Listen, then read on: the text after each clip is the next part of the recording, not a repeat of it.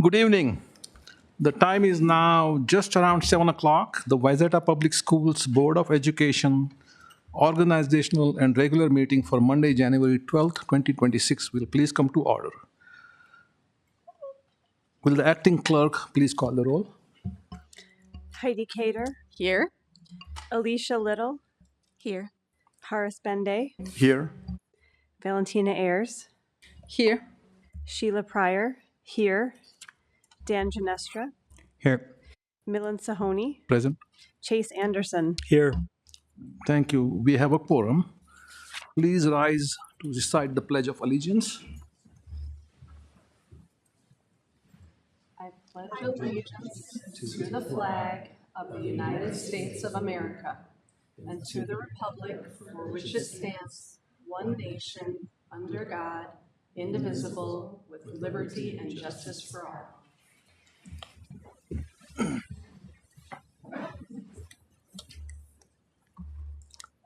Welcome back, colleagues, to another year on the board. Your work on the board is always appreciated.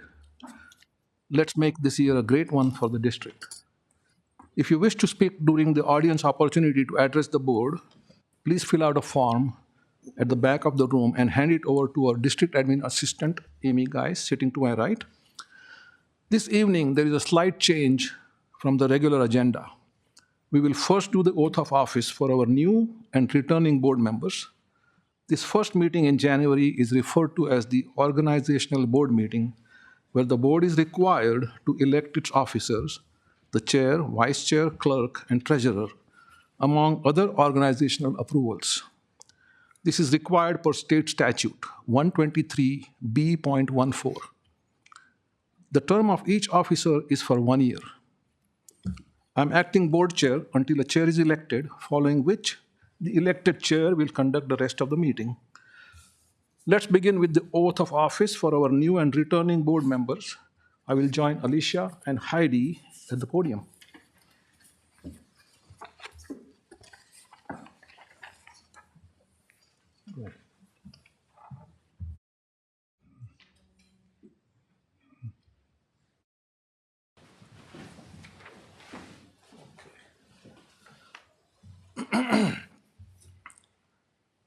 It's an honor that you were elected to guide the education of our community, of our community's children. As you recite the oath of office, you assume a tremendous responsibility as a director of our school district with the duties empowered by the Minnesota legislature.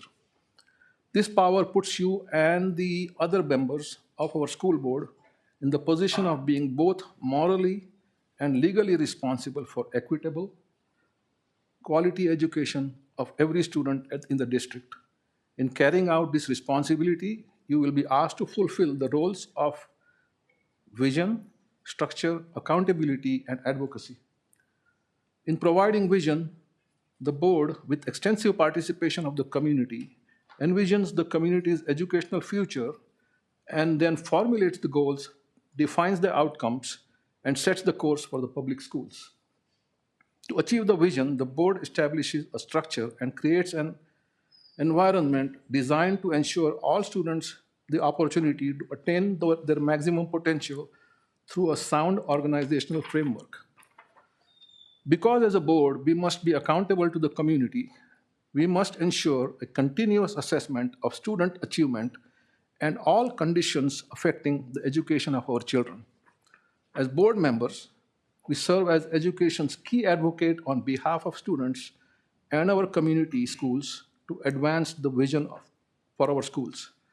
Furthermore, we must strive to work together with the superintendent and staff to lead the district towards fulfilling the vision we have created, fostering excellence for every student in the areas of academic skills and knowledge, citizenship, and personal development. So I'm going to read my oath first, if you don't mind. Then you guys can come, or maybe Alicia should read it first. That's Okay, yeah? Or I don't know. Is it okay? Yeah. All right. So I'm going to. So as you read the oath, you can raise your right hand if you would like. So having signed the acceptance of office and oath of office, I hereby publicly affirm my commitment to the oath of office. I affirm, I swear, that I will support the Constitution of the United States of this state, and that I will discharge faithfully the duties of the office of School Board Member of Independent School District Number 284 to the best of my judgment and ability. Thank you.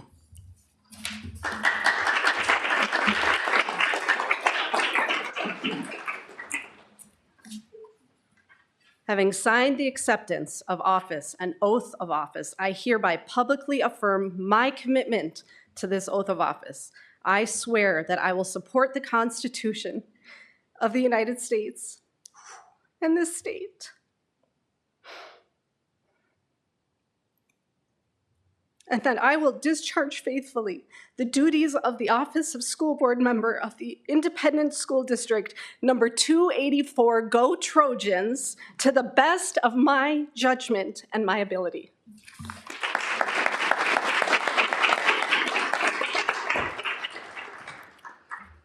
Having signed the acceptance of office and oath of office, I hereby publicly affirm my commitment to the oath of office. I swear that I will support the Constitution of the United States and of this state, and that I will discharge faithfully the duties of the office of School Board Member of Independent School District Number 284 to the best of my judgment and ability.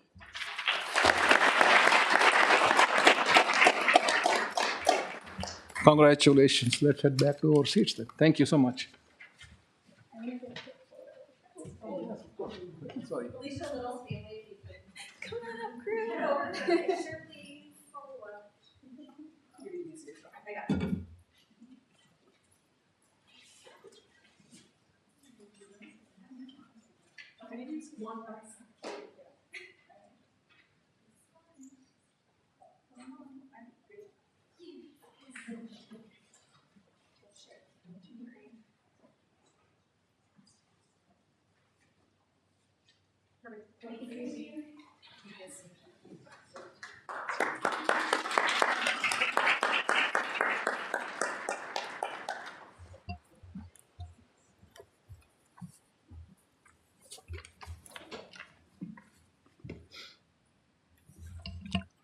Okay, now we elect officers of the board for 2026.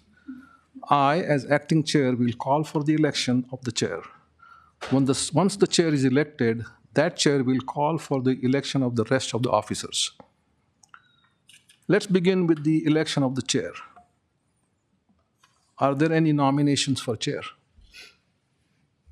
I'd like to nominate Heidi Cater. Are there any other nominations for chair? I would like to nominate Milan Sahoni. Thank you. Are there any other nominations for chair? Thank you, Sheila, and thank you, Valentina. I accept your nomination, Valentina. Thank you. Okay, now what we are going to do is we are going to be voting by ballot. Well, would you like to make a statement? Sorry, Heidi. I think we discussed this at our organizational work session. Okay. I'd like to be chair for several reasons, and I think that I'm ready and that our district would benefit from my leadership. I've sat as vice chair for 2 years, which is our typical cadence of our officer roles. And it's our good faith practice amongst board colleagues that our roles will last for 2 years. I am prepared, I am practiced, I have incredibly strong relationships that I've developed over the past 4 years. I'm unapologetically committed to strong leadership, and along with that goes strong succession planning. Rotating leadership roles can only strengthen our board and creates better board colleagues amongst us. I bring extraordinary presence and experience to the role. I'm non-adversarial, but I do have the tough conversations time and time again. I have the ability to remain neutral, which is one of the most important roles that board chair holds. I'm ready for this role.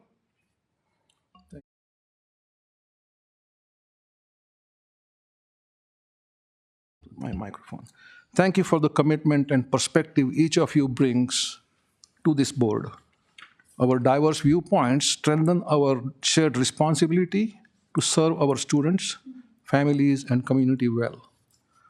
Over the past 2 years as chair, I have focused on expanding community engagement, elevating student voice, and strengthening our connection to schools. These were steps toward effective governance. The year ahead is especially consequential. We are navigating a superintendent search, a bond referendum, and other initiatives already underway. This is a moment that calls for steadiness, preparation, and care in how we lead. In times like these, continuity matters.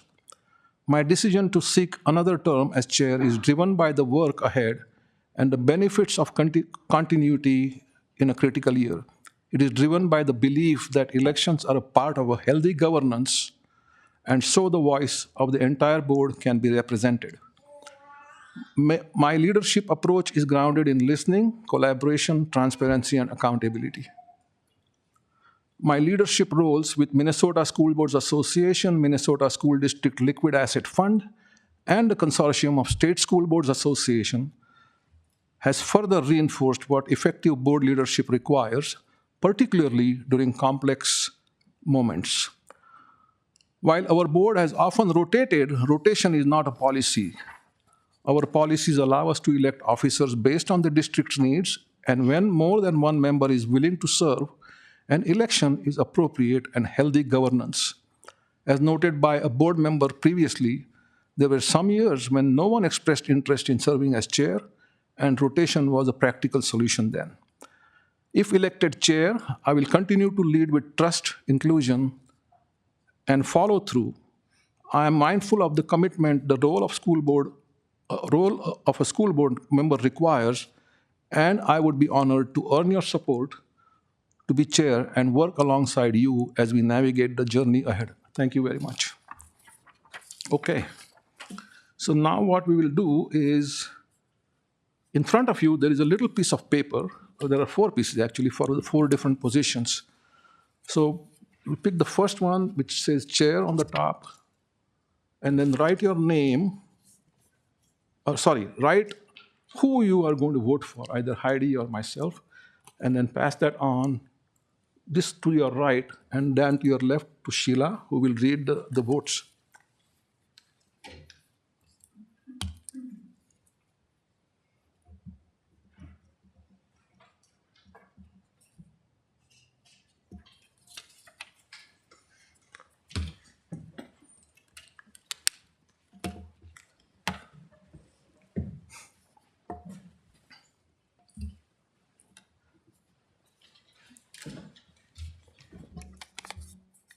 I have everyone's votes in no particular order.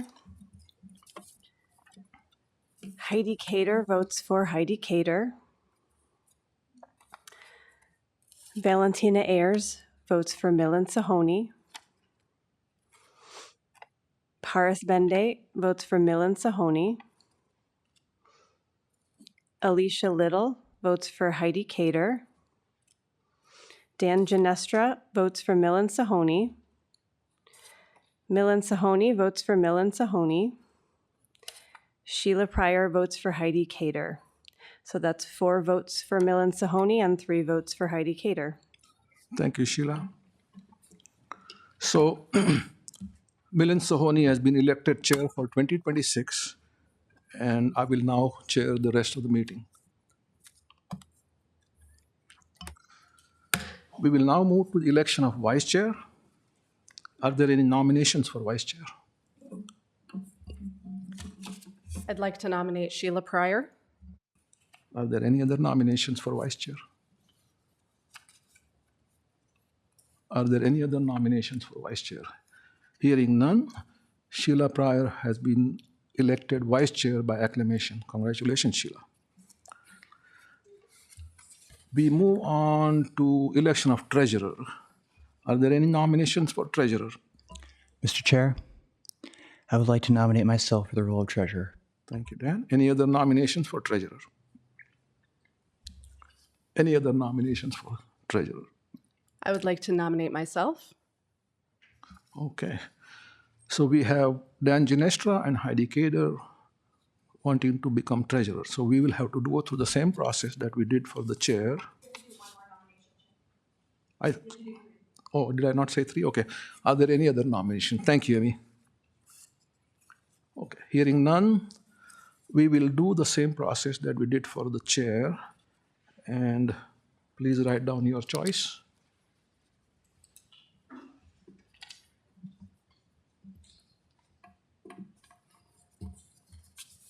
Pass it on to Sheila.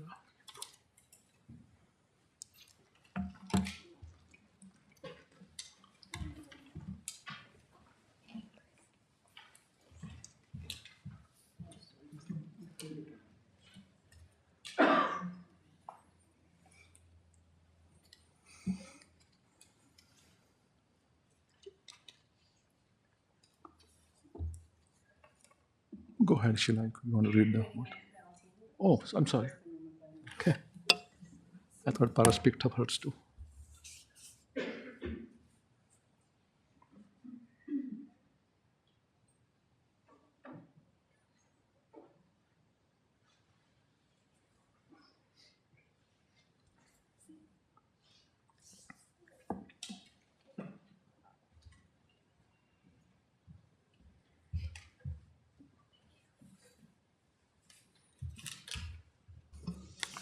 Okay, reading the votes. Milan Sahoni was voting for Dan Ginestra. Paris Bende is voting for Heidi Kader. Dan Ginestra is voting for Dan Ginestra. Heidi Kader is voting for Heidi Kader. Alicia Little is voting for Dan Ginestra. Valentina Ayers is voting for Heidi Kader. Sheila Pryor is voting for Heidi Kader. That's 4 votes for Heidi Kader and 3 for Dan Ginestra. Thank you, Sheila. And congratulations, Heidi. Okay, we have one more left, and we'll move to the election of clerk. Are there any nominations for clerk? I would like to nominate Dan Ginestra for clerk. Are there any other nominations for clerk? I'd like to nominate Paras Bende. Are there any other nominations for clerk? 3, right? Okay. I think that's 3, right? Okay. Okay. Hearing none, there are 2 nominations, Paras Bende and Dan Ginestra. We'll do the same process that we did for the other 2 positions.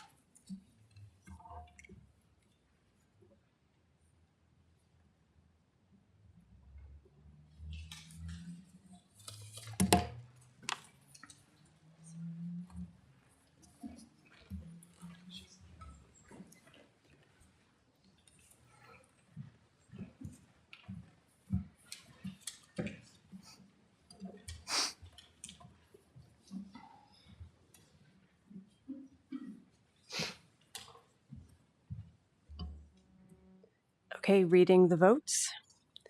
Valentina Ayers votes for Dan Ginestra. Paris Bende votes for Dan Ginestra. Heidi Kader votes for Paris Bende.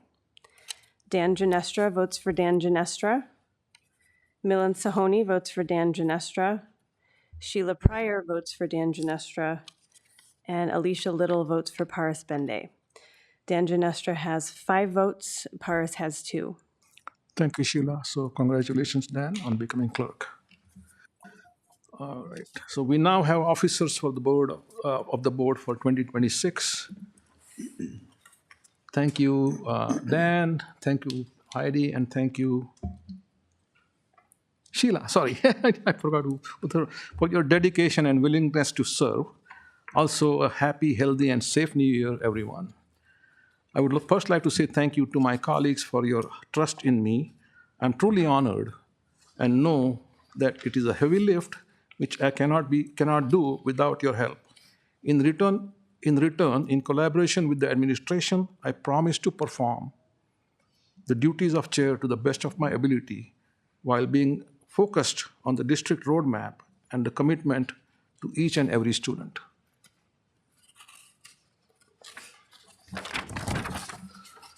All right, so let's back to business. The next item on our agenda is the approval of the agenda and the consent agenda items. Consent agenda items are considered routine in nature and will be enacted by one motion. There will be no separate discussion of these items unless a board member or a citizen so requests, in which event the item will be removed as a consent agenda item and addressed. The consent agenda items are listed in the materials. The recommended action is to approve the agenda and the consent agenda items. Will the clerk please take a roll call vote? We need a motion and a second. Motion. Oh, yeah. Is there a motion? Motion to move. Is there a second? A second. Moved and seconded. Will the clerk please take a roll call vote? Am I still acting clerk, or is it now Dan? It's the new person. The new one, yes. New one. Dan, yeah.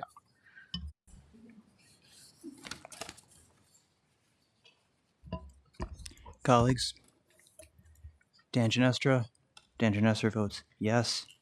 Alicia Little, Yes.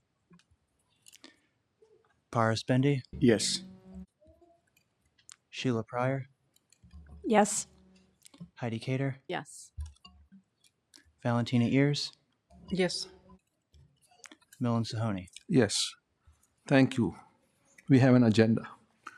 The next item on our agenda is reports from organization. This section of the agenda provides an opportunity for Wayzata High School Student Council representative to report on information and events at Wayzata High School. I would like to invite Rachel Lynn, there you are, Student Council VP from Wayzata High School, to please come forward. Welcome, Rachel.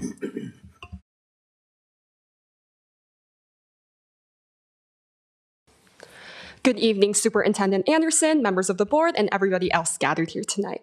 I hope you all are having a great start to your 2026. My name is Rachel, and I'm the Wayzata High School Student Body Vice President. Here is January's monthly report. The salad bar has officially opened at the high school. Students for months have been speculating what was ominously being constructed behind our beloved a la carte, and it turns out to be another lunch option. Students can now enjoy a delectable ham and cheese panini or a DIY salad if they're feeling extra healthy. Our Wayzata Student Council has officially launched Fusion, a new initiative to bring our student leaders across clubs and sports teams together to facilitate collaboration, share ideas, and increase school spirit.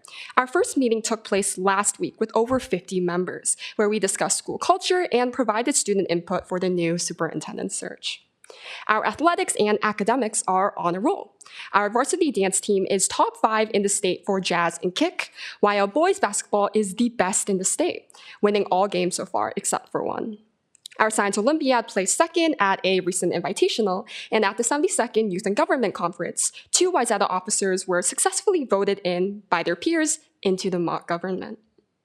As for future events, the Importance of Being Earnest, the winter play, opens this week from January 14th to 17th. As an Oscar Wilde enthusiast myself, you bet I'll be seeing it, and I encourage everybody else to come support our theater's amazing work.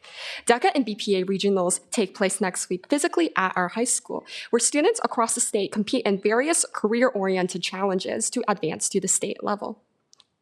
With the semester wrapping up, students are gearing up for another gruesome, daunting finals week. But with the tireless dedication of our teachers and peer support opportunities, I'm confident that we will end the term strong and with our sanity in one piece. Thank you for your time tonight, and I hope you all have a wonderful rest of your evening. I'm now open to any questions you may have. Thank you, Rachel. Board colleagues, any comments, questions? Yeah, Sheila. Thank you for coming, as always. You mentioned the superintendent evaluation that to provide feedback. Were you able to participate in that? And Yes. could you tell us what that was like? Yeah, so we had student leaders, again, we had 50 student leaders our first Fusion meeting. And so some of the most memorable feedback that I personally remember is one, nonpartisanship. So it's really important, especially how education has been increasingly politicized recently, that the new superintendent can work across party lines to support initiatives that most people can, or as many people can agree upon.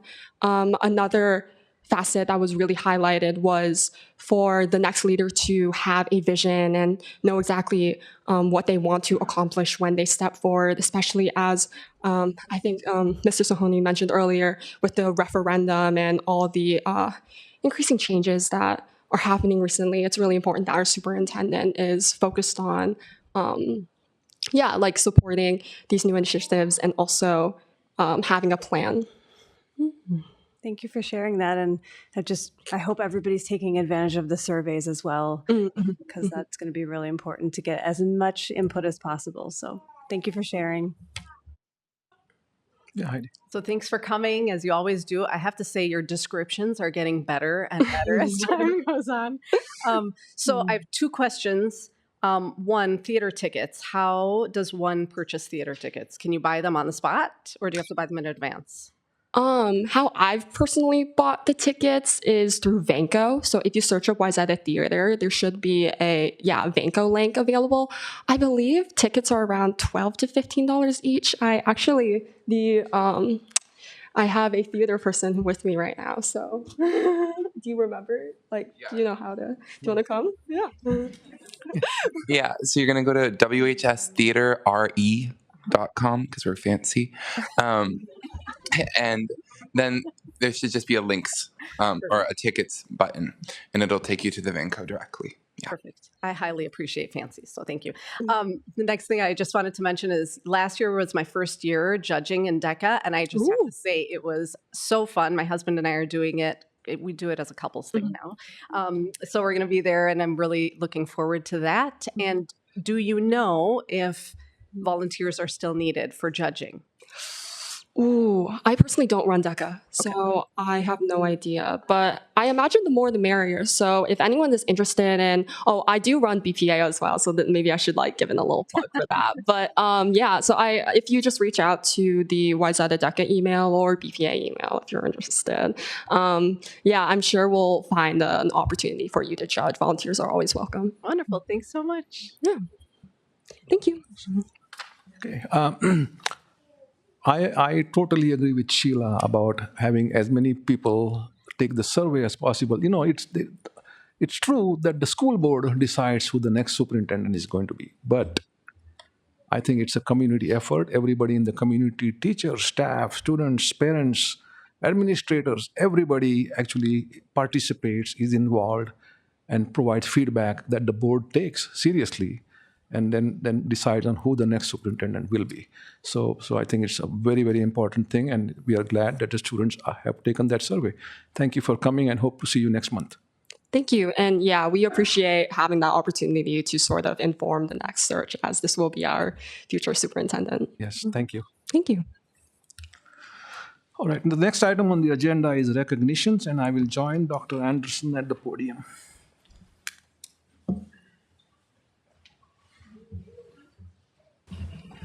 Good evening, everybody, and welcome to our school board meeting tonight. My name is Chase Anderson, and I'm the superintendent for the school district for 6 more months, as you were just hearing about the pending search that is underway here in the district. So it's my honor to convene this portion of the school board meeting, and we have 2 recognitions this evening. And to get us started, I would like to invite Shelby Schmea to please come forward. Shelby, congratulations.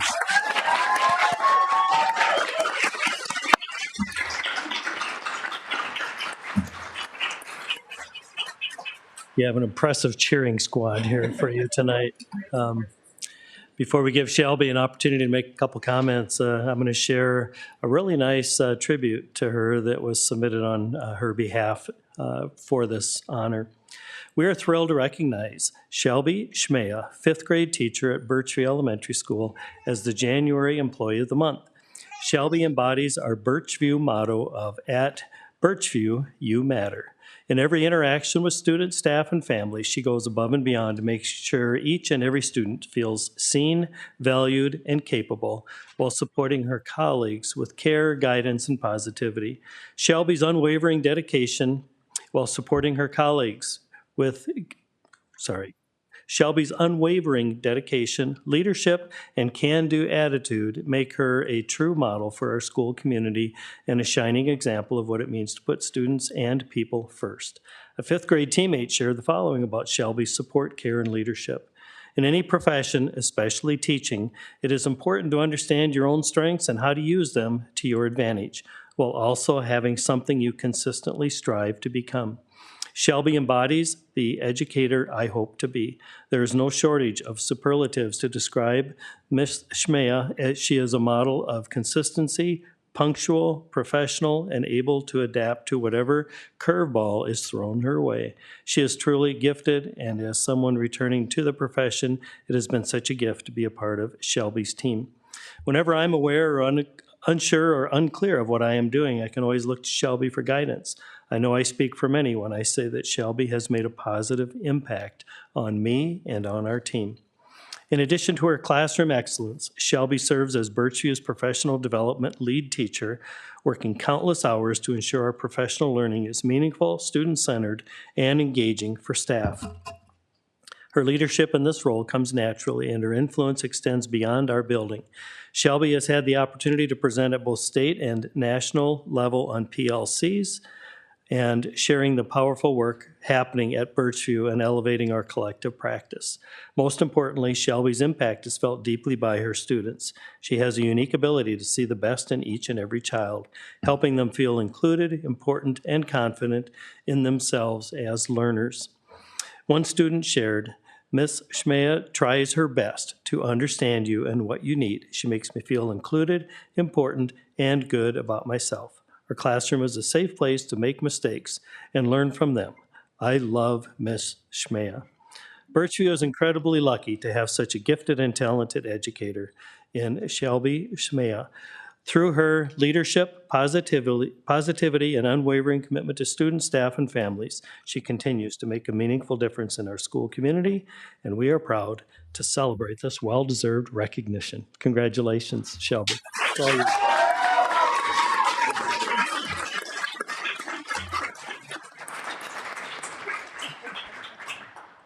Good evening, members of the board, of the school board, district leaders, colleagues, families, and friends. I'm incredibly honored and grateful to stand here tonight as Wayzata Public Schools Employee of the Month. I'm proud to represent Birchview Elementary and the incredible people I work alongside every day. When I first applied to Wayzata after graduating, it felt like a long shot. I didn't live nearby, I had no connections, and as a brand new teacher, I often struggled to be seen. But during my interview, my newness was not viewed as a weakness, but as a strength. Even in a crowded conference room at the brand new Northwoods building, I felt welcomed, valued, and like a part of the team. I walked away knowing that this was my home, and here I am over 7 years later.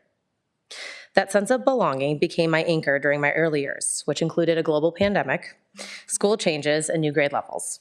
Those years brought challenges, but also tremendous growth. You could say things have calmed down since then, but my opportunities for growth have certainly not.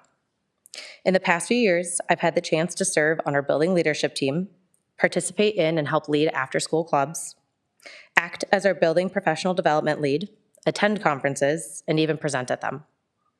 Each of these experiences has shaped me into the educator I am today, and none of them have happened by accident. I want to give a very special thank you to my principal, Ashley Farrington. Ashley, thank you for seeing me as a leader and acting as a mentor to me. Your guidance, trust, and encouragement have pushed me to grow in ways that I never imagined. Your ambition and passion are contagious, and your work as principal truly helps everyone who walks through the doors of Birchview Elementary feel that they matter and that they have the opportunity to thrive there. To my Birchview colleagues, thank you. From day one, I felt a special bond with our community. I'm grateful to create, to collaborate, to problem solve, to celebrate alongside all of you. You are such dedicated educators. And to my fifth grade team, Nick, Mackenzie, and Carter, I couldn't do this without you. Teaching is challenging work, but doing it with people who support, inspire, and laugh with you makes it all the difference. I also want to thank my friends and family for their unwavering support. My parents have always been incredibly proud to tell anyone who will listen that their daughter is a teacher. My dad and many others have come in early mornings and stayed late nights to help me set up my classroom. and my mom volunteers every year and never misses a chance to show my students embarrassing photos of me when I was in 5th grade. My best friends and my fiancés are also, and my fiancé, not fiancés, I promise. I don't have more than one. Sorry, Caleb. Are constant supporters who genuinely love hearing about my work, and I'm so grateful for their encouragement, excitement, and the love they bring into my life. Teaching is not just my profession, it's a part of who I am. My friends and family often hear stories about the adventures of Mishmaya's classroom. Silly circle-up prompts, very lively debates, and read-alouds that make all of us tear up. I learned so much from my students, not just academically, but as people. One moment that has stayed with me was from a field trip during my first year as a teacher. After volunteering at Feed My Starving Children, we missed lunch and ended up having a picnic on our classroom carpet. As I looked around the room, I noticed a wide variety of lunches my students brought.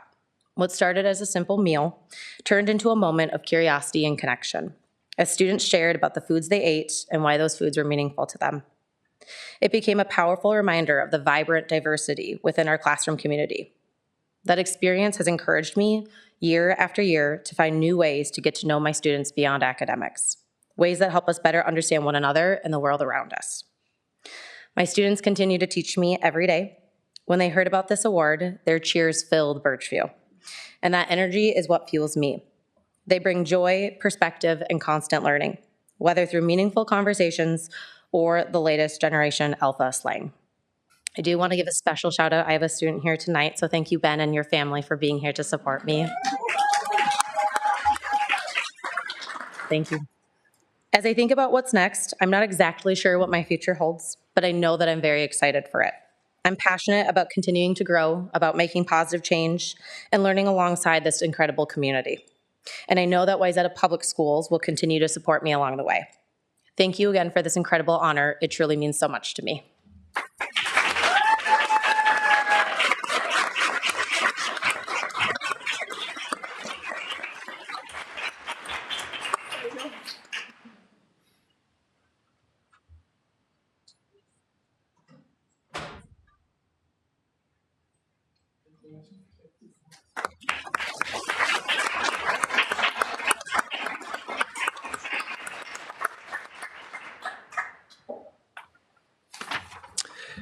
Congratulations again, Shelby, and thank you for all your dedicated efforts and your wonderful work. We have just one other recognition tonight, and that's in recognition of our retirees. It's been our custom at each board meeting to read the names of the individuals who have indicated their intent to retire since the previous school board meeting. And we have two on that list tonight. I haven't spotted either here tonight, but if you're here, feel free to step forward if you wish. The first is Karen Keffler, principal at Meadow Ridge Elementary School, and she's been in the district for 27 years. And our second retiree announcing this month is Jerry Johnson, special education administrator in the district, and she served the district for 32 years. So if you could join me in a round of applause for those two individuals, please.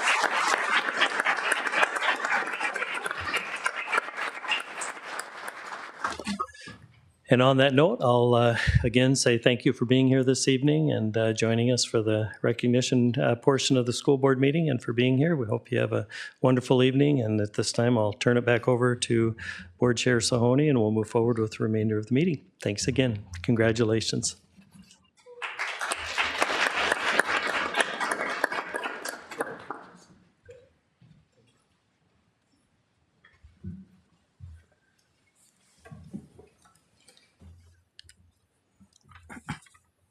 Congratulations to the honorees, and thank you, Dr. Anderson.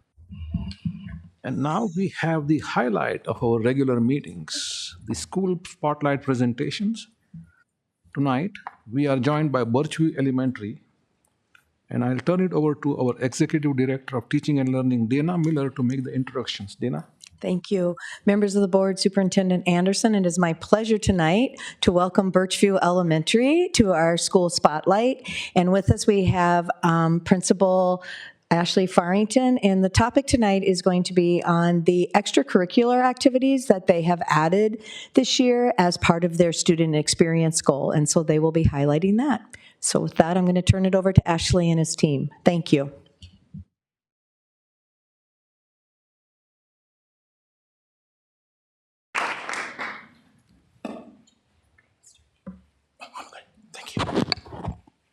All right. Yeah, we'll make it work. All right, members of the board, thank you so much for this opportunity. Anytime we get to speak about Birchview, we take that as a really great opportunity to just share all the great work happening. Today, we'll be focused on creating connection beyond the school day.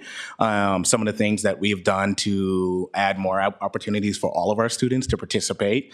And I have a lovely crew here who's going to share the things that they're doing after school to help students. And so here's the layout of what our day will look like, or our presentation. We'll start with some introductions. We'll talk about how it's aligned to our district goals, how it's aligned to our Birchview goals, and then each of them are going to share the club that they're leading and how that looks at Birchview. And then we'll share you'll hear from our students, which is always our favorite part. I wish they could be here with us, but at 8 o'clock at night, I know my kids should be at bed, and all the Birchview kids should be sleeping too. Right, Ben? And Emma. So we'll do that, and then we'll wrap up, and we'll see what questions we have at the end. Before we move forward, though, I think it's important that we introduce everybody who's here. So I'll let them kind of come up and tell you who they are. Kristen Fournier, music teacher at Birchview. I'm Scott Sykes. I teach 4th grade at Birchview. Good evening. My name is Trina Snow. I teach 3rd grade. I'm Rose Thomason. I'm the school counselor. I'm Megan Trudell. I teach kindergarten. And not able to join us tonight is Michelle Mondu. She's our family partnership lead, and she has a club that she runs too that I'll share on our behalf. So supporting students beyond the school day. Anything that we do in YZ, it's important to tie that back to our strategic roadmap. And so today's presentation will be focused on strategic direction number 1, which is ensuring a high quality daily experience for each and every student. And then strategic direction number 2, deliver high quality instruction that leads to high academic achievement for all students. At Birchview, our goal is for all students to thrive and reach their highest potential in an inclusive, safe, and supportive environment.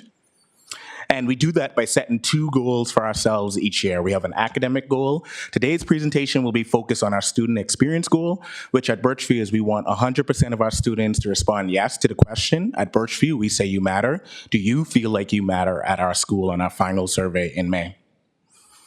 On the screen here, you can see our plan, and today's focus, like I said, is on our student experience. We believe that by doing these different extracurricular activities, it does allow students to feel more connected. It does allow students to feel like they belong. It does allow students to feel like they're safe, and ultimately, it helps them feel like they do matter at our school. And we want 100% of our students to respond yes to that question.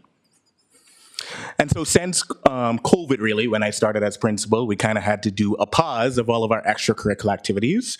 And you guys all know why that happened.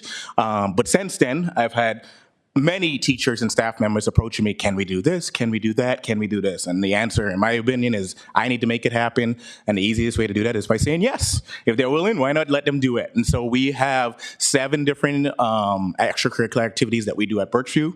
Birchview Bobcat News, our Bobcat Readers, the Mighty Math Club, Girls on the Run, our Birchview Choir, our Music Club, and Bobcat Ambassadors.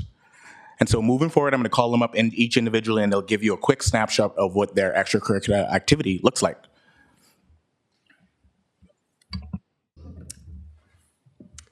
Good evening. Well, I am in charge of the Birchview Bobcat News. Students watch the Birchview Bobcat News every other Friday.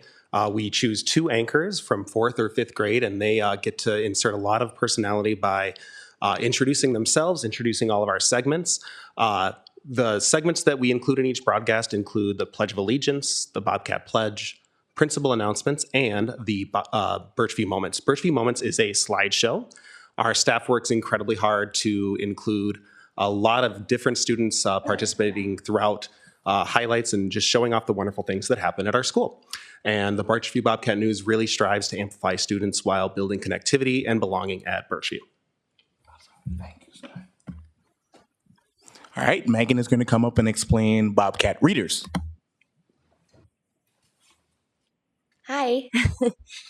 So Bobcat Readers was, Ashley and I talked about it a few years ago, and we thought it would be a great opportunity for students to receive some extra reading support outside of the school day, and also just a chance to build connection and a love of reading. So through collaboration with community members, our program provides students with free reading support outside of the school and helps build strong relationships that foster a connected school community and a love for reading books. We have 31 community reading volunteers. Those volunteers are Birchview parents, grandparents, high school students from Wayzata High School, and just community members that want to give back. It's one-on-one reading, and we have students pre-K through 5th grade participating. And then when they're not reading with their volunteer, they have lots of different literacy-based activities that they do with a couple of other teachers that volunteer their time. And it's been a lot of fun to see it grow over the past 2 years. Thank you. Thank you, Megan. Trina will explain Mighty Math Club. All right. Mighty Math Club is a new club to Birchview this year. I went and talked to Ashley about it and had some ideas. He said, let's go for it, try it out. So very open and excited just to see what we could do. But the club is for 3rd through 5th graders who enjoy discussing math problems, sharing ideas for strategies and solutions, exploring a variety of math concepts with peers, and just playing some math games together. Activities are designed with multiple points of entry in mind, allowing students to engage regardless of their current proficiency in mathematics. So it wasn't you had to have a certain score on anything to get in. Anyone was welcome to join. We had a lot of interest this year, and so I'm hoping to continue it next year. Some highlights from our extracurricular, we'll be meeting, our last meeting is this Wednesday actually, but it's student-driven conversations through our culturally responsive protocols, which is really fun to see kids using those outside of school, outside the school day. Increased flexibility, efficiency, and confidence in mathematics, and just having fun squeezing in some more math in our day, even after school. So thanks for listening. She didn't mention we have a wait list for Math Club too. All right, Ms. Thomason will explain Girls on the Run. All right, Girls on the Run. Running is a passion of mine. So when I heard about Girls on the Run, I went to Ashley. I said, listen, I want to do this. And of course, he said yes. And so Girls on the Run is way more than running. So yes, there's a lot of running involved, but the girls, they develop confidence and self-esteem. We use a program in which the girls also build social emotional skills. They strengthen their positive relationships with their peers, and they practice healthy communication with one another. They also learn to contribute to their community. So one of the guidelines is we do a community service for that season. And lastly, they connect physical activity to mental and emotional well-being. And so it's open for grades 3 to 5. Last year, we had about 40 girls with a wait list. And this year, we already have 9 coaches who volunteered. So that means we could take more than 40 girls. So we're really excited to begin. It's open for grades 3 to 5. And registration starts in February, so we're really excited about that. One of the things I love about this program is that it's accessible to all. So it costs about $240 for each girl to be in the program, but they have like you pay as you go or you pay what you can, which is very good for our families. And lastly, the season ends with a 5K at the end of May, which over 3,000 girls get together, and families and friends, and we just run and just be really positive. It's a really fun environment. And if you can come and support us on May 30th, we would love to have you all there. Thank you. Awesome. Thank you, Rose. Ms. Fournier will explain the choir. Hello. We have choir that meets before school, and it's open to 4th and 5th graders. We work on choral music in an ensemble setting, so it's an opportunity for kids that really like to sing and to be next to each other and just join in and have fun making music together. We have exciting performance opportunities this year. Especially, we are going to be at the MESPA conference for elementary school principals along with Mr. Farrington. And we're going to get to sing at that event. And then we're also going to a Twins later this year as well. Birchview's going viral, everybody. And so just the idea of working together towards a common goal is really important. And for me, and I think for the kids, being able to start your day with singing and have them leave smiling and walking to their classes to start their day smiling is just very, very fun to see. And then I also have a music club that kind of started up a little bit organically last year. There was just some interest. I have students, especially in the upper grades, that will say, "Can you give me something harder?" And so there's always those little things I'm giving them on top of whatever the class is doing in music. And this is a time for them to just kind of dig in a little bit more. And you don't have to be an advanced music student either to join. It's just a fun time we work on a piece, but they kind of choose what instrument they want to try. I had kids learning ukulele before we usually learn it in music class last year. And last year we performed with the choir, and they accompanied a piece that the choir sang. So it was really fun. Thank you, Kristen. And then last but not least, we have Bobcat ambassadors. And like Michelle Mundu really wanted me to tell everybody she really wants to be here. She's closing on her house, and she said, make sure you tell them that. So Bobcat Ambassadors is our version of Student Council. So Bobcat is a program where we really want to elevate our student voice and leadership while encouraging teamwork and strong sense of community. The students work together to plan and implement several school events and fundraisers and service projects. One of the highlights is each student is assigned a class, and they join that class every Wednesday, and they are part of that class circle time, and they're leaders within that class. They have their monthly meetings. Actually, their meeting is tomorrow morning, where they're continuously generating ideas about what we can do to make the Birchview community better. Some activities they've done is a food drive for IOCP, our American Heart Association Kids Heart Challenge, our Earth Day cleanup, the Bobcat Baristas, which is they all showed up a few weeks ago before school, and they delivered coffee treats to every staff member, and it was the best thing for staff walking in the morning to be delivered some great coffee or something to get their day started. And then obviously they also help at our book fair as well, where they're cash registers and they're serving and they're doing different things. So we want to put them in as many leadership roles as possible. And so enough from the adults, and now from the kids. They're going to share a little bit about the impact the different extracurricular activities have had on them.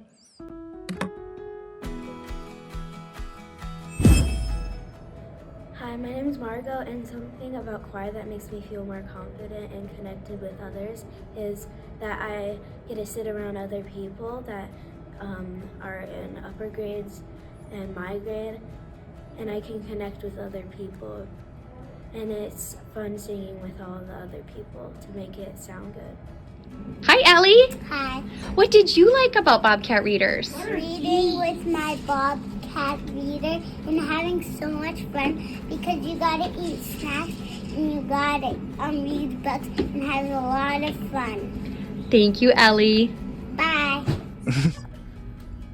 My name is Shauna, and participating in Girls on the Run makes it fun because I can feel more confident and I can build more strong connections, and it's just fun. And like when you're mad or angry or something, you can run it all off, and you can get stronger by running.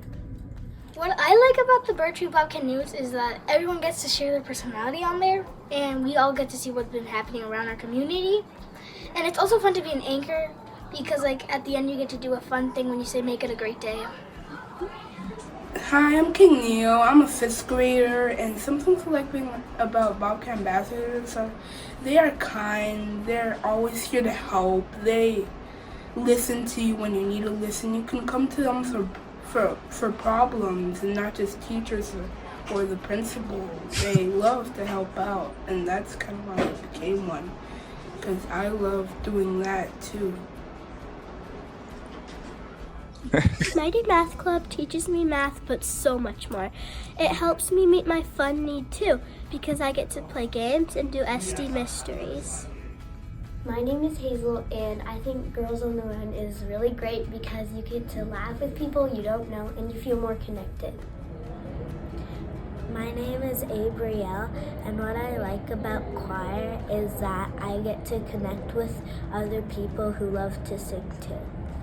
What I like about the Birchview Bobcat News is that I like seeing other people, like what they're doing around the school, like their fun activities and all of that. Hi, my name is Arian, and how Girls on the Run impacted me was I was able to connect to my friends that I already had, but also make new ones, and I was able to set my goal and achieve my goal. But also, I just like doing it in general because it was really fun for me to do. Hi, my name is Beatrix, and I like the 5K because it was really cool running through the state fair without everything, and there's lots of activities to do before with your friends, and I also thought the medals were really cool. Participating in the Mighty Math Club makes me feel really nice because I get to play these really fun math games, and overall it's just really fun. I like the Bobcat News because I can see me and my classmates. My name is Mason, and choir makes me feel confident because there's choir A and choir B, so I can work in small groups, and there's also full group, so I can do full choir, and it's really fun, so it makes me feel confident about my day. Hi, Liam. Hi. What did you like about Bobcat Readers? That we get to color and that we get to eat snacks. So fun. Thanks, Liam. Hi, my name's Anoshka, and Girls on the Run has impacted me by it makes me feel better around others, and it makes me feel more open to other spaces and trusting others. I'm Luciana, and I'm in 5th grade, and the reason I like to be a Bobcat ambassador is because you get to meet new people from other grades, and you get to do some fun stuff. And how do I feel being a Bobcat ambassador? It makes me feel proud, and it also makes me feel like a leader. Hi, Xavier. What did you like about Bobcat Readers? Reading What is the Super Bowl with Miss Emily and playing Guess 10. That's awesome. Thanks so much, Xavier. Okay. My favorite part of the Birchwood Bobcat News is being the anchor because it's really fun. I also like being the anchor because you can kind of do the end in your own way. You can add anything you really want to it. I'm Edith. I am in 4th grade. I like being a Bobcat ambassador because it makes me feel really happy. It's so interesting. You get to meet with people, you get to go to other classrooms, and it just makes me feel like I matter.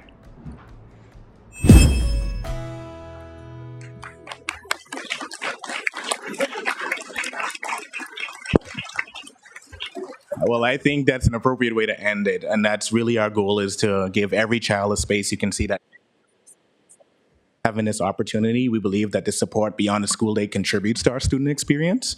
The adults are able to make better connections. As the students said, they're able to make better connections. We are excited to continue to expand and add more options. More and more teachers are willing. I know Ms. Thomason sent out her email about who wants to volunteer for Girls in the Run, and she's already at 9 and counting. And that's teachers giving up their own time to come and do these extracurricular activities for our students. So big shout out to our Birchview staff. None of this happens without them, which is why I love them and all the things that they do. They're just the most committed group I've been around, and super proud to be their principal. With that, any questions? Thank you, Principal Farrington, and all of you for coming here and sharing with us your experiences and the kids' experience. Any comments, questions, colleagues? Dan.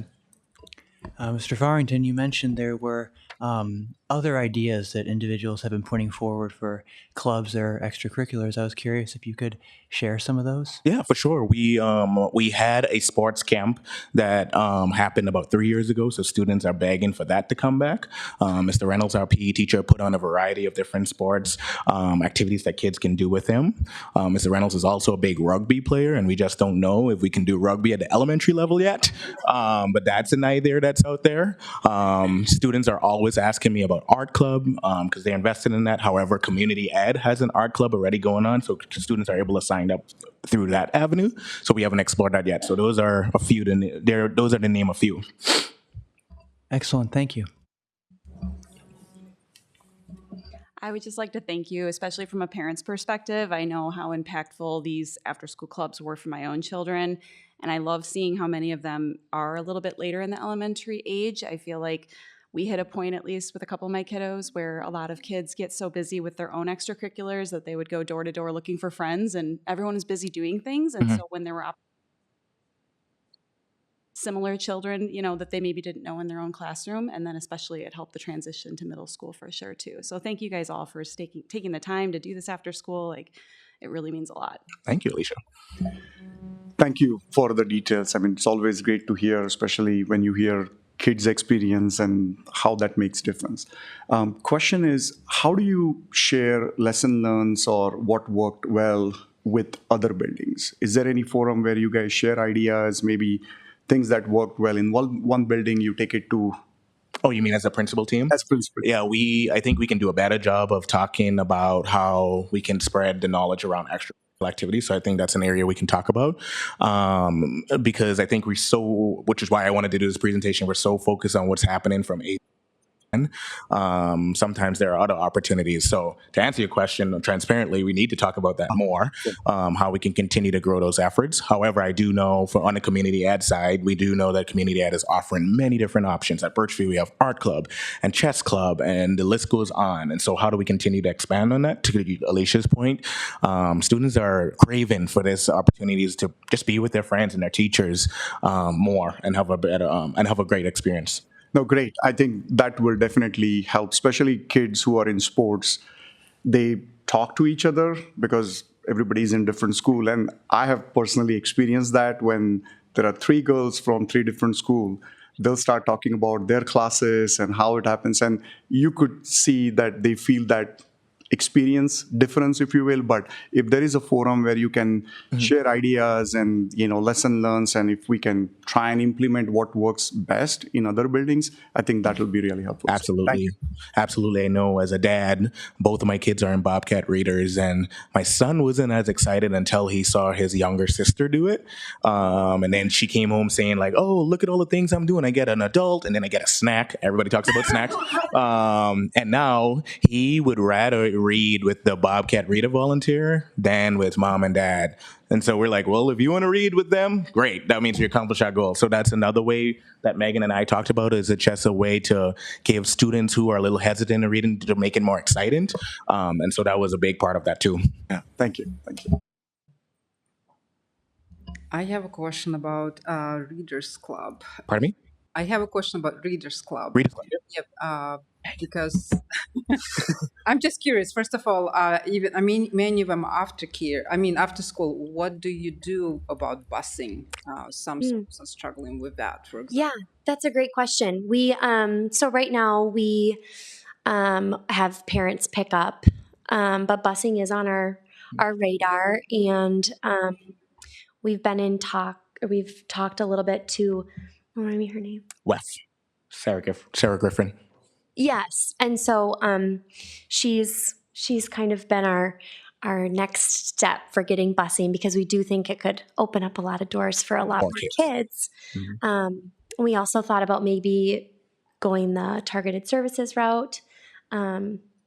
So we're still kind of in the planning phase of that, but busing is definitely on our radar because of the doors it could open. We definitely don't want transportation to be a barrier. And so Sarah Griffin has been really helpful brainstorming how we can do that with WEF. So we're in the primary stage of talking of how we can have that partnership to provide that opportunity for all kids. Second one related, obviously, snacks. Where are you finding that amount of snacks? Oh, good question. So they have free breakfast. So then I go in throughout the day and I grab leftovers. Hy-Vee said no. So yes. So if you know anyone at Hy-Vee, tell them. Donate to Birchview. Yeah. No, but there's always leftovers and it goes to waste other ways. So we put it in the fridge and then it's good to go. I think that reading especially especially if kids would like to learn, but parents are busy or parents don't have sometimes interest, that allows to child to have another venue. And in my case when, to be honest, you represented as a third grader, you had a teacher who played a big role in your life. I had similar experience in my life too. And in my case, for example, it was after school. 1 year experience, which helped me to be to level up with our students. So when I'm hearing it, it makes me feel that any students who would like to, they have an opportunity, like I did in my time, like looks like in your time you did too, and I really appreciate that part. Good. And it's so fulfilling for our volunteers too, which is, so our students get a lot out of it and our volunteers do too. Yeah, thank you. Pretty heartwarming to see when you walk through the library. I know on Tuesday afternoons, you walk through the Birchview Library and you see so many adults with so many kids just reading. One-on-one. And it's just one of those moments where you just pause and say, wow, that's what it's about. The community coming together to just have fun reading. There's no scores or anything tied to it. It's just read for fun. And kids are having a lot of fun doing it. Especially if you'll have that love for reading so early, then nobody can stop them from reading. Right. Thank you. Thank you. So speaking of WEF, was that education? Thank you for coming tonight, all of you. This is incredible work that you're doing, and I have a bazillion questions to ask you about the model and the strategy and all of it around it. And you touched a little bit on the financials about it because it can be tough to figure all of this out. And so I'm really impressed that you are all stepping up and just doing it for the kids. I have a question about how this is impacting the vibe in your school. What have you noticed in the classroom? What have you noticed student to student? What have you noticed student to teacher? Talk to me about that. Yeah, I think one of the Bobcat ambassadors is one of the way that you see that direct impact. I think when Ms. Mandu sends out the applications, there's so many kids who want to be ambassadors, right? And honestly, we want to take them all, but we can only have 25 of them. And so I think those students are now immersed in every classroom at Birchview, and they're seen as the leaders of the school. They're leading the circle times, and they're a part of those. And kids are in kindergarten, first and second grade, and are looking up to them and saying, oh, I can't wait to do that when I get in fourth and fifth grade. That's one way. I think our Bobcat News is a big connector. It really tells the story of our community each and every week. We see photos, we see have music, there's a principal announcement, so that keeps our community together. The days of the week are a little tricky for kindergarten, so they ask every day if there's a Bobcat News. Only on Fridays. Choir, as Kristen mentioned, our choir started off really small, and we just did a concert at our Birchview Chill. And now this year we're expanding. They're going to be at the Minnesota Elementary Principals Conference with me, and they're going to kick off the conference by singing the national anthem and Lift Every Voice. And that's really cool. They're going to be at the Twins game, so now they're expanding and giving kids that opportunity to perform in many different places. Maddie Math Club, I mean, it's just doing itself. Like Trina said, there's no end. It doesn't matter your math ability. It's a place for everybody to do it. So all of them, it's just, you can feel it around our school. And I think what is happening is that connection piece. Kids are so much more connected to adults and other kids that I believe really help them to excel even more during the school day. Thank you for that. Will you make sure to let us know when that baseball game is so we can all get our tickets? April 6th. Amazing. Thank you. My apologies, Heidi and Millen. I got excited and didn't look at the table for the rest of the question. So speaking of WEF, obviously the running program, that is the only program which is paid or there are fees associated with it. So I'm assuming that's not prohibiting students to enter. I think, I hope I'm not mixing the programs, but even for running program, I think there is a list, right? So I'm assuming it's not prohibiting anyone to enter because, and if not, or if that's the case, we can potentially seek help from WEF. That's what I was thinking, but as soon as she said WEF, I thought I'll just jump onto it. So I'm assuming you would look at it and work with Sarah and team. I know they are amazing. Yeah, all of our clubs are free. Okay. The only cost would be like if we need to transport kids back and forth. And so that's why we're working with them, because buses are very expensive, if you didn't know. So we would need help with that. Okay, thank you. So thank you for your presentation. I just have one comment and one question. So the last girl in that video, what did she say? She did not say I feel like I belong. What did she say? I matter. Like I matter. I matter, right? So you already have one student that will say yes Mm-hmm. to the belonging at the end of May or whenever you do that. Mm-hmm. So that's great to hear. My question is, when you have these clubs or the event or whatever that is, all those programs, Mm-hmm. how do you decide that will help them feel that they belong? Is there like a benchmark that you follow, saying, okay, this program helps kids feel belonged? Mm-hmm. Mm-hmm. I think these guys have done a really good job. I know I say yes a lot, but not just bringing any idea to the table, but bringing thoughtful ideas in terms of what's going to make the biggest impact. What can really help our kids feel like they matter and they belong, with intention, right? The Bobcat Readers was something that we kind of talked about as like, how do we make this different? And we really wanted to talk about this community involvement piece, right? Not just reading, but how do we involve our community?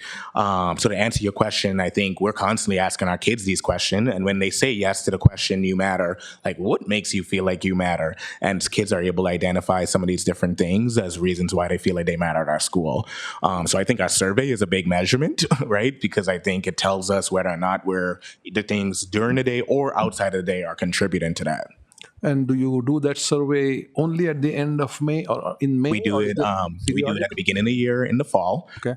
There are 3 questions on there, and then we do it again in a couple weeks here, February. But mainly for anybody who might have answered no, because we want to do a mid-year check to see how they're at, and then we'll do it again probably the 2nd or 3rd week in May.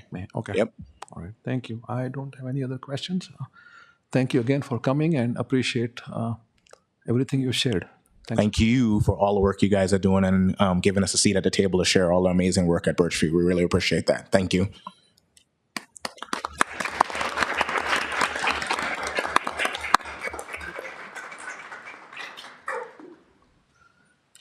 Okay. Next is the audience opportunity to address the board. If you wish to speak during the audience opportunity to address the board, please fill out a form. Please fill out a form placed at the back of the room and hand it over to our district administrative assistant, Amy, to my right. Do we have some? They're in order. Okay, thank you. Thank you. Okay, so this section of the agenda provides an opportunity for members of the community to address the school board. Speakers who wish to provide input to the school board must complete the sign-up sheet and return it to our admin assistant, Amy. And please note that you will need to complete a request form to be included on the speaker request list. When you're invited to the podium, please identify the subject and/or agenda items to which your comments pertain. Priority will be given to students and families with students currently enrolled in the district. The school board practice is not to engage in a discussion or debate with the speaker, but rather allow the speaker time to express their thoughts. Please present your comments in a respectful and professional manner. This evening, each speaker will be invited up to the podium to speak for 3 minutes. If you have already shared your thoughts with the school board before, please consider letting someone new address the board. If a community member shares a message similar to yours, please consider shortening your message or presenting as a group. Are there any students first? No students. So I'm going to go in order as the forms were received. First one is Sarah Olson. And let's see here. And she's going to talk about iPad technology use at middle school. Welcome, Sarah. Thank you. Hello, board members. My name is Sarah Olson. I am a parent of 2 students at Gleason Lake and a teacher at West. My colleagues and administrators are incredibly dedicated, passionate, and I am very proud to live and serve in students' families in our district. With nearly 2 decades of experience in education, I am speaking tonight to share my growing concerns regarding our heavy reliance on iPads in middle school. iPads have moved from being a supplemental tool to a replacement for physical textbooks and paper-based work. In many classes, iPads have replaced textbooks, notebooks, articles, worksheets, and other assignments that require reading and writing. There are a lot of problems with this. Research consistently shows that reading on screens negatively impacts comprehension and memory. Unlike print, which provides tactile cues that help our brains map information, screens encourage a skimming reflex. When students read on devices, They often lose the capacity for the deep reading necessary for critical thinking. Gamified apps and websites are used in the name of engagement, but we are trading our students' attention and memory for the sake of a digital dopamine hit. The iPad has become a companion that fills gaps in the school day. This doesn't just distract our students from their tasks. It erodes their ability to navigate downtime without a screen. Because iPads are also gateways to entertainment, students must use significant cognitive energy just to resist distraction. This cognitive load leaves less energy and attention for actual learning. One thing that I am constantly observing is that when we put an assignment behind a screen, we trigger an instinct to search instead of an instinct to think. I've watched how the iPad often stops being an assistant for the student and starts being a replacement for their own logic. To prioritize student learning and attention, I asked the district to consider 3 requests. First, reintegrate physical textbooks and paper-pencil activities into the daily curriculum as much as possible. Second, provide opt-out pathways that allow families to keep iPads at school, ensuring a screen-free home environment if they choose. And third, implement a policy against using iPads for choice time and during transitions during the school day. iPads should be used intentionally, not as a default learning tool. We must ensure the convenience of a screen does not replace the cognitive benefits of print. Our students deserve a learning environment that protects their attention and prioritizes deep reading and critical thinking. Thank you for your time. Sorry. Next, we have Jenny Sorensen, and again on the iPad usage in elementary and middle school. Jenny.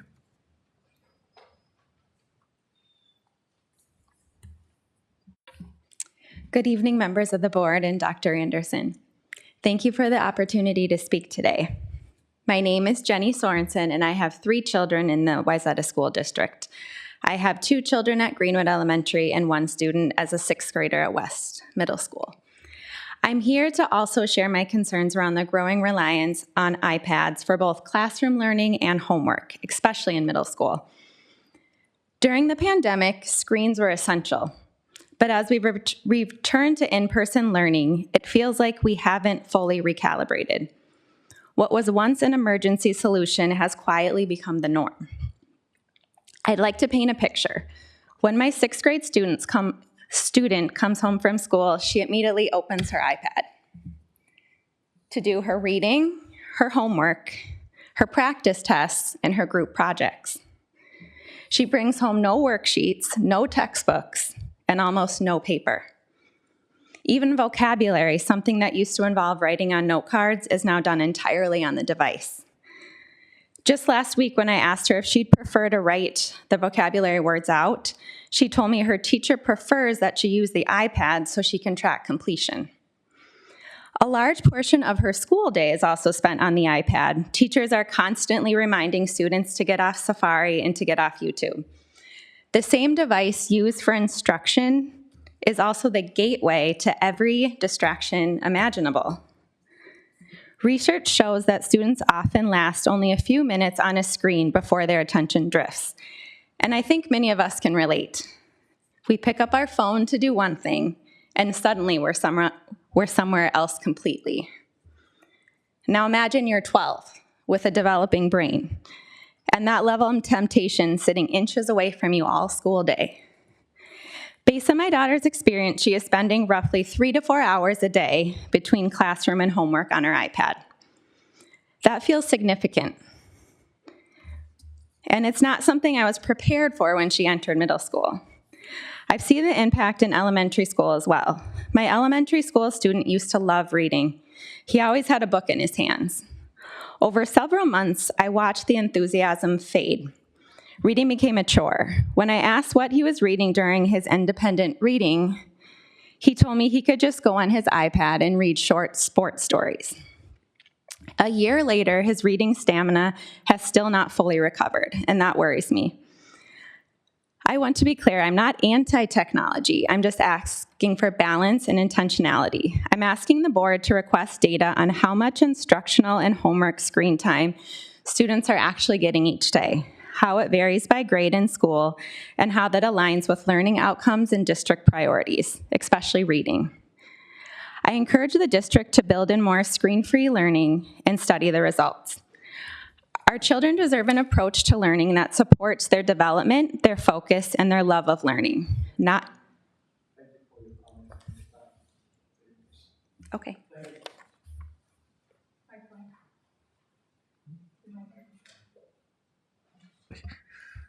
Next, we have Julie Peterson, and she's going to talk about screen time. Good evening. My name is Julie Peterson, and I think you can ascribe the same subject from the prior two speakers to mine, too. I didn't align my subject matter with them. But I'm here just to echo the concerns that are shared by the other parents who've just spoken. And I have a third grader at Gleason Lake Elementary. I have an eighth grader at West Middle School and a sophomore at the high school as well. And so just wanted to stand up here, share my voice, and echo the concerns that were raised by these parents. And I know that sometimes people don't always feel totally comfortable standing up and speaking in front of a body like this. So on behalf of the others who are here on the same initiative, if you raise your hand and just kind of visually indicate to the rest of the board, maybe others who are here in the same capacity with the same concerns, but maybe didn't fill out a card to share their concern and their voice with the board themselves. So thank you for listening. Next, we have Paige Lee, and she's going to talk about preschool age guidelines.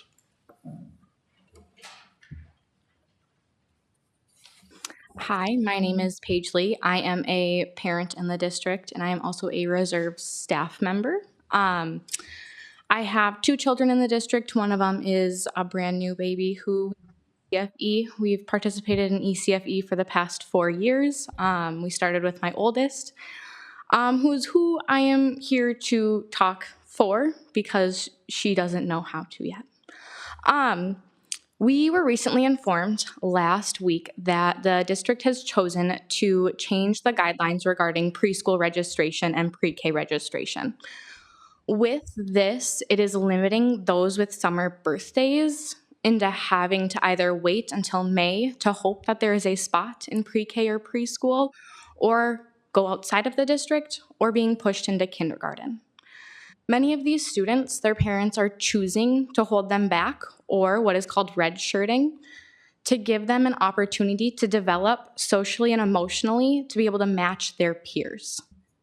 What I have found out in the last week since I have learned this information is that we are one of the districts who are now limiting our students and who has to go to preschool and who they are pushing to go to kindergarten. I have spoken with many other districts around our area, including Orono, Hopkins, Minnetonka, St. Louis Park, and then also up in Maple Grove with Osseo. All of them have the requirement of being 4 by September 1st, 2026, but nobody has a requirement that you can't turn 5 during the summer. Since my daughter was little, we have always known that we would love for her to do another year of preschool and delay entering kindergarten. In the last year, we have learned some new information, as well as going through her 3-year-old screening, that she is developmentally delayed in her social emotional skills. This often means that her reactions to something we would consider small are very large. Not only do we as parents believe that she needs to complete another year of preschool through our district, but her teachers also believe the same thing. Unfortunately, there are no exemptions with this policy. We received services through the district. She is on an IEP. I'm doing all the correct steps, yet I feel like our students who need the extra time before entering kindergarten are not being given that opportunity. What I want the takeaway to be with this is think not only about kindergarten, but think long term. These students who are being pushed into kindergarten at 5 when they turn 5 in June, July, and August, what about when they go to college? A brand new 18-year-old, and maybe not even 18, heading off to college, perhaps in a different state, sometimes in a different country. Is this decision truly preparing our generations? Thank you for your time. Thank you, Paige. I think that's all we have tonight. Okay, we move on next to the administrative reports and recommendations. There are no superintendent and teaching and learning reports. And so the next item on the agenda for admin reports is financial reports for the month ending November 2025, presented by Executive Director Trevor Peterson. Trevor, all yours. Yeah, thank you. Members of the board, Dr. Anderson, good evening. Tonight, this month's financial report looks at the statement of revenue and expenditures through the month of November. We're always about a month and a half behind just based on the timing of getting the books closed out. So as in previous months, there's not a lot that wavers from previous years or has us concerned about where we stand as compared to budget. Some of the things we'll point out that probably have been pointed out in recent months too. For the revenues, we are looking at overall for the general fund, we've received 42.9% of our budgeted revenue, and that compares to 44.6% from the previous year. One line item that you will see that is less than last year is in the federal aids. As a reminder, last year we did have some ESSER funding that was considered federal funds that needed to be closed out, spent by September 30th, 2024, and then drawn shortly after that. So we did receive those federal aids at the same time last year for those ESSER funds. So that's why it's a little bit less than previous years, but certainly right in line where we would expect it to be. Moving over to the expenditures, we are at about 28.3% of our expenditures spent to budget for the year, and that compares to 30.6%, so less than what we had at this time last year, which is a good trend. That's the number we kind of look at just to make sure nothing is standing out as to potentially expenditures that hadn't been paid or been paid at a different timing than previous years. So one thing to mention there is if you do the math through November, November is 5/12 of our fiscal year, which is about 42%. So you might look at the salaries and benefits and say, well, why haven't we spent 42% of our salaries and benefits yet? Just a reminder that our teaching staff and majority of our support staff are paid over the school year. So they're paid September through June. Therefore, there's only been 3 months of those salaries and benefits paid and not the 5 months. So that's why that looks a little bit different.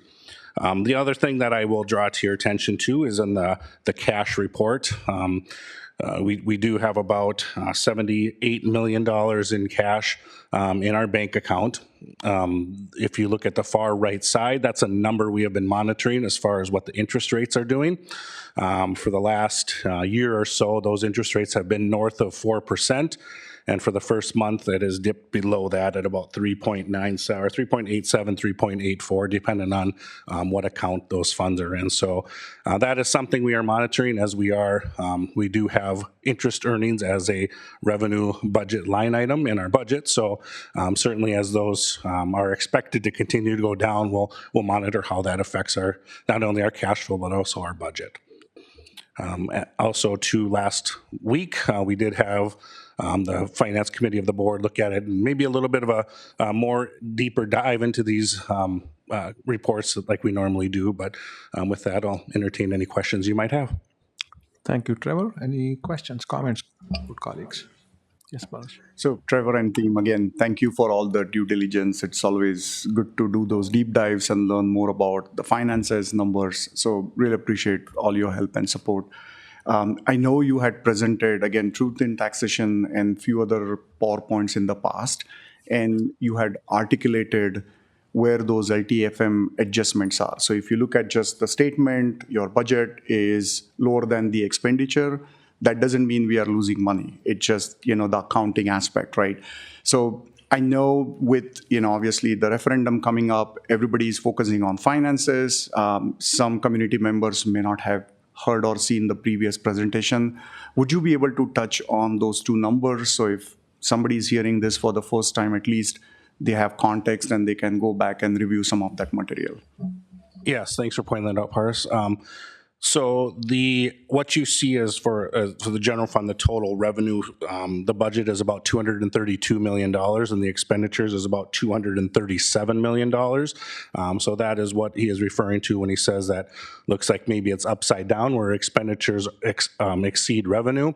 But back to our LTFM, our long-term facilities maintenance revenue, that is a line item in our levy. It's called a self-correcting funding source, which means we do our best to estimate what our LTFM eligible expenditures might be in any given fiscal year. That amount is levied for, and then it's reconciled. That is a do not exceed number, but if you spend less than what you say you're going to spend, it results in a subsequent a negative adjustment to your revenue in the following year. So essentially what that means is over the course of the last few years, we have received more revenue than we have in expenditures. That revenue at the end of each fiscal year is then set aside, state mandated to be set aside as a restricted fund balance in our LTFM account. So there is a larger than normal balance in that restricted fund balance. Therefore, when that does get right-sized after this year, that fund balance will decrease down to a more reasonable amount, which you might expect to see on any given year. But because of that, that negative revenue adjustment is included in what you see in this budget, which is bringing down the revenue a little bit. So what we had talked about last week is we'll probably find a way to illustrate that a little bit differently and maybe have two sets of these that takes out some of those adjustments, just so we can get a clearer picture of that, because you're right, anyone on the outside looking in at that is not getting an accurate picture of what our financial status looks like. And thank you, Trevor. I know that's more work, but I think given the year we are looking at, I think it will be helpful for someone to look at the numbers and follow through. So appreciate all your help. Yeah, I do agree. I think it's important and it helps tell the story a little bit more. Yep. Thank you. All right. And so no more questions. Thank you, Trevor. So there are no human resource services reports. And next we will move to other board action. Anyone want to take a break? All good? No? Good? Then? No? Okay, good. All right, so we will look at the first item on the other board action is the first, the board will approve its committee structure for 2026. This is very much an organizational in nature, and we think it's important to share with our community the work that board members do in between meetings. So there are more meetings than just the second Monday and the fourth Monday. At the December 16, 2025 organizational work session, the school board reviewed its committee structure. Individual board members indicated their interests, and the tentative list of committee assignments for 2026 is attached for board approval. So I am going to read the committee assignments for 2026 for each individual committee. First, we have the facilities development and long-range planning. Milind Sohoni is on that committee, Valentina Ayers, Paras Bhende, and Milind is the chair. Then we have finance and operations. We have, you're the treasurer now, right? So we have Heidi Kader, Dan Ginestra, and Paras Bhende with Heidi Kader as the chair. We have human resources, Heidi Kader, Sheila Pryor, and Alicia Little with Heidi as the chair. Next, we have policy and regulations review. Sheila Pryor, Dan Ginestra, and Alicia Little with Sheila as the chair. Community relations, Dan Ginestra, Milind Sohoni, and Heidi Kader with Dan Ginestra as the chair. Superintendent evaluation and school board development, Milind Sohoni, Heidi Kader, Valentina Ayers with Milind Sohoni as the chair. Teaching and learning, Sheila Pryor, Alicia Little, Valentina Ayers with Sheila Pryor as the chair. And then we have ad hoc committees for 2026. First one is Equity and Inclusion Ad Hoc Committee with Paras Bhende, Heidi Kader, and Alicia Little with Paras Bhende as the chair. Employee negotiations assignments for 2026. Negotiation teams 2026 for the principal is Heidi Kader, is the board representative. And then we have the negotiations team for the community ed, and Dan Genestra will be representing the board. So that's your committee assignments. The recommended action is to approve the board committee structure for 2026 as presented. Do I have a motion to approve? I move. I second. And moved and seconded, is there a discussion? Just to note as well, on every committee, there is an administrator who sits on the committee alongside with us. That is good. Yes, thank you, Heidi. So, any other questions, comments? I would like clarification. I'm sorry? I would like clarification. In many of them, we didn't discuss, looks like, alternate. That is correct. So, Amy, can you provide an input on that? Yes, the administration has discussed the alternate situation. I did email the school board with regard to alternates and haven't heard from many yet. But I think that we can discuss this further, but I think we're going to move to a alternate as needed basis. It's needed quite rarely, and you all are very busy people. So that was the plan for now, but we'll discuss at the next agenda planning meeting. Rotating committees, you'll be getting that doodle tomorrow. Yes, Can I make a comment about the alternates too? I just would say that we had alternates assigned last year, and oftentimes the alternate couldn't, kind of the person that could fill in was pretty random for the most part. So I'm okay not having alternates. So, Amy, if the alternate cannot make it, then we can reach out to another board member that's not on the committee, obviously, and so have them join? That's correct. But again, I Right. haven't had alternates volunteer yet. So Yeah, I think okay. we'll probably revert back to our old practice. Okay, So thank as a you. clarification, that means we're not identifying alternates for each committee, and that we're moving forward with just reaching out as needed. Correct. Thank you. So I'm going to read that motion again unless anybody has any other questions or comments. So the recommended action is to approve the board committee structure for 2026 as presented. All in favor say aye. Aye. Opposed, no. The motion carries.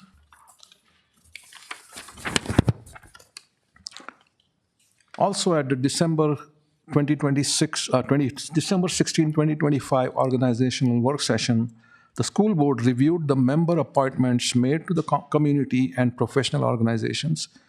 Individual board members indicated their interests, and a tentative list of appointments for 2026 is attached for board approval.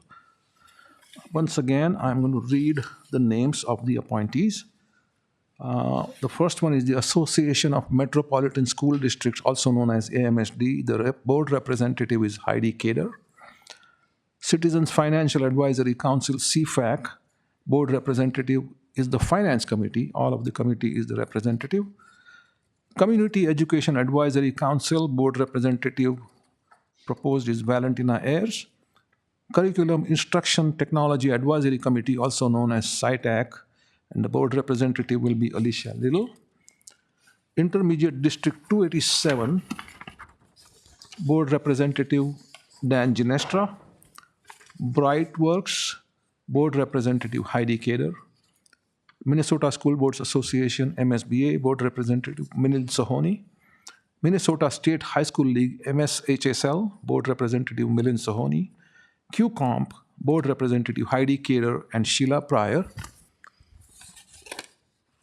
Wayzata Education Fund, WEF, board representative Alicia Little. Student Wellness Committee, board representative Sheila Pryor and Heidi Kader. Rotating board assignments, and these are all rotations, so Amy will follow up on that and we'll have those names updated. All right. The recommended action is to approve the board committee appointments for 2026 as presented. Do I have a motion to approve? I so move. Second. Moved and seconded. Is there a discussion? Hearing none. All in favor say aye. Aye. Opposed, no. The motion carries. Another item discussed at the December 16th special organization work session was school board compensation. All right, I'm going to read from the agenda. Have that? Oh, thank you.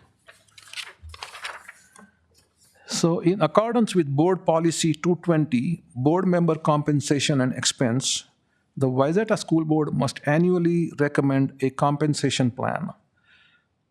The board recommends a 2.74% increase for 2026, and the board will be compensated at the following yearly rates. School Board Director, $4,828. School Board Chair, $5,650. In addition, for special meetings and work sessions scheduled on days other than regular meeting and work session days, compensation will continue at $50 paid to each attending board member. Board colleagues, the recommended action is to approve the board compensation increase of 2.74% for 2026 as presented. Do I have a motion to approve? I so move. Second. Moved and seconded. Any discussion? I'll just make a quick note for anybody watching that we had not had any raises or changes in compensation for many years. I think it was about 8 years that we didn't do that, and there's a certain point where you have to start keeping up. We aligned the 2.74 number, that percentage, is in alignment with what our Funding formula. the funding formula increase was. So it's right in line with that. Yes, thank you, Heidi. I'd like to make a comment as well, please. Just to reiterate what Heidi said, that, we don't want to get too far behind and there hadn't been a raise. It's not really an easy decision. I know, we had been in cost containment previously, and that was, it didn't feel right to raise compensation for the board at that time. The amount that we get, none of us are really in this for the money, but we want to make being a school board member available to people in the community. And if you have to get babysitting, or if you have any other incidental costs associated with coming to board meetings, the compensation can be important for, providing opportunity for more people to participate. So I just want to say that's the reasoning behind it. Thank you. Okay, so I'm going to read the recommendation again. The recommended action is to approve the board compensation increase of 2.74% for 2026 as presented. This is a roll call vote. Will the clerk please call the roll? Valentina Ears, Yes. Dan Ginestra votes yes. Alicia Little, Yes. Paris Bendy, Yes. Sheila Pryor, Yes. Heidi Cater, Yes. Milan Sahoni. Yes, the motion carries. Thank you, Dan. All right, the final item on our agenda is we have approval of the school board handbook. At the December 16 meeting again, 2025 special organizational work session, the school board reviewed its newly adopted WPS school board handbook and the recommendation of the Superintendent Evaluation and School Board Development Committee. The handbook will be approved for implementation and reviewed biannually by the school board. The action is to approve the Wayzata Public Schools School Board Handbook as presented. Is there a motion to approve? I move. Is there a second? Second. Moved and seconded. Is there a discussion?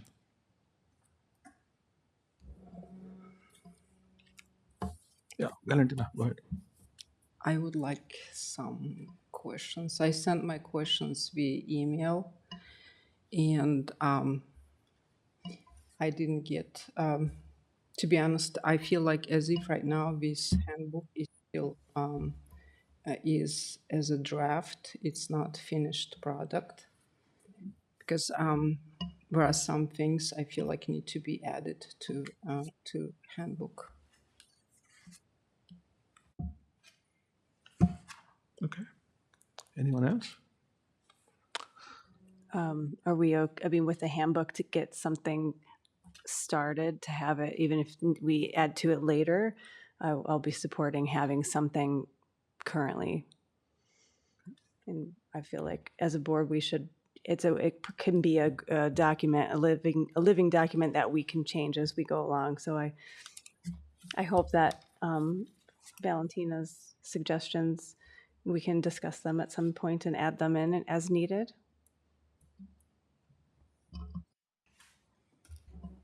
My major concern is, to be honest, that it took so long on some items. I don't want things to be taking that long each and every.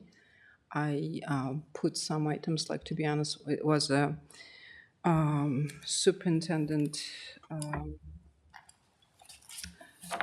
timeline comes to my mind. Then I remember both of us at the time also requested to include acronyms, because many people, it's for any school board member, not all the school board members in education. And to tell the truth, even people in education might not be able to read, to be able to know what all the acronyms mean. And what else was... Another one is, I tried several, at least one definitely didn't work, like hyphens, links didn't work. My concern is if someone would like to read and find, and if hyphens don't work, then that person's supposed to go searching. It needs to be as ready-to-go document.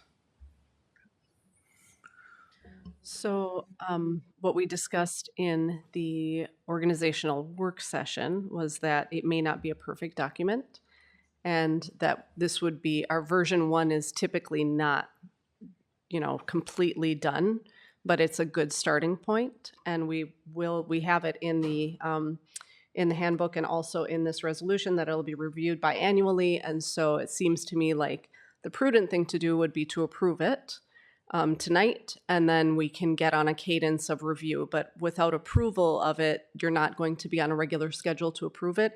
If you are concerned with it taking too long for updates, this is your way to making sure that it gets scheduled. But again, board colleagues, this is your vote, and I think we can go ahead and move forward with that. Okay, so I have a couple of questions again. I'm also concerned, like Valentina. Oh. I'm very sorry. I just want to make sure, Valentina, you're absolutely correct that the acronyms were discussed. That was lost in lots of things that I was doing when I was reviewing the organizational meeting. So I do apologize, because that was just a complete miss on my part. I think that's something that could still be added, because the board did already agree to have those acronyms. So I think as long as you're okay with me adding that after you vote, I think I can do that. And I will absolutely check the hyperlinks. I verified them on my end, but please let me know on your end if hyperlinks aren't working. We can figure out what the problem is. Almost all the hyperlinks were going straight to the website. So I can absolutely adjust that as well. It is, like I said, it's a living document. So I do apologize, because those were both things that I had done. Okay, so thank you for that clarification, Amy. The other one I have is, in addition to the educational definitions and acronyms, I don't think MSBA's handbook template has that, but the Hastings handbook has that. I like 6 pages. So even if we copy and paste them from that book to our book, that'll be fine. And then we can add them as we go.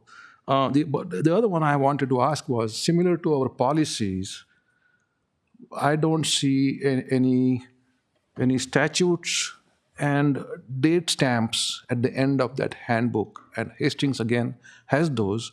Those are not very difficult to incorporate. So I'm okay with that, being added afterwards. So what I'm going to propose to the board is, I don't know how critical Valentina's questions are and how she feels about them being absolutely there right now in our first draft or first edition of the handbook.